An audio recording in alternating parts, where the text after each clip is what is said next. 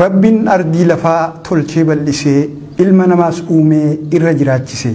guyyaa aduu ibsee bobbaanee akka gallu halkanis dukkansee boqonnee akka bullu hojiilee gaggaarii dalaynee hojjannee ajaja Rabbii ajajamnee guunnee jireenya addunyaa kan akka jiraannu addaan nuuf baasee waan goonuuf tadhiisnu kan irraa dhorkamuu qabnu gargar baasee tannuuf hayyamamtes hundumaa nuuf ibsee tola hangan qabne gaaroomina guddaa gooytaan nuuf tolee nuuf ta'e akka hunda nummoo qananiisaa ofirra wallaallee daantiin taane hordofne deemne karaa malee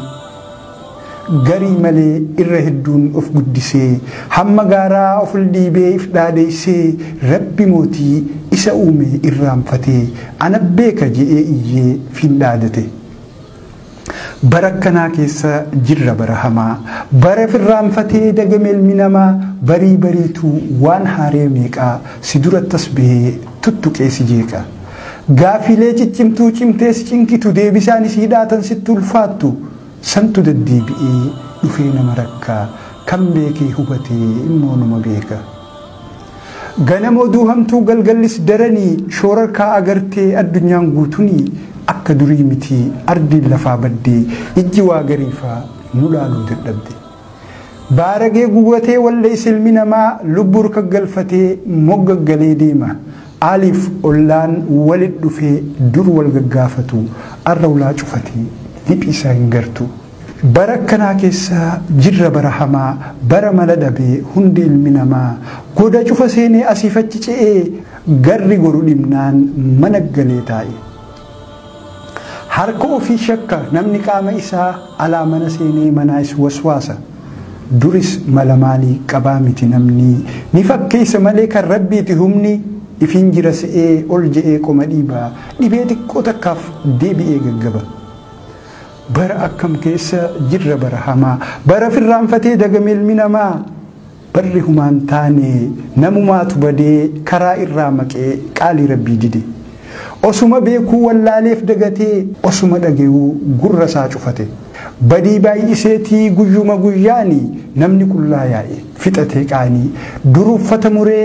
cicciratee deema ar'asanuu haree of duwwise qaama jallatee hammaatee achi kutuu keessa nyaachuu eegalee ilmi namaa bineensa kan Rabbiin dhoorgee makhluuqa balfamaa bakka qalma isaaniitti santu qaqqalama tuncufti baay'attee bal'attee facaanaan akka walii oliin namni walis miinaan dallansuun Rabbii addunyatti buutee adii fi gurraachas huutee galaafatte qaroomneeti jirras warri jau quufee qormaannitti dhufnaan lafa dhawe kufee akka dandeetii fi humna humaan qabne of baratan akka ifiin hin jiraanne dachii fi samiidhas kan qaburkaa cufaa fidaa fi fixaanis mootii guddaa qofaa ifin daadarkeessin daandiin taan irratti kottu as deebi'ii gama Rabbii keetii gamni itti dheeysan tokkolleen hin jiru tokkicha yaammachuu qofa kan nu furu badiif haala badaa irraa as deebinee Rabbi haa kadhannu harka ol qabannee araara keeffeenaa yaa Rabbi nuuf dhiisi tan dabarte nurra dabrii fuulduras nu tiisi kan garaan jabaannee jabaa hundaa olii akka keenya laalin dirmadhu nu laali araara keeffeenaa yaa Rabbi nuuf dhiisi tan dabarte nurra dabrii fuulduras nu tiisi kan garaan jabaannee jabaa hundaa olii akka keenya laalin dirmadhu nu laali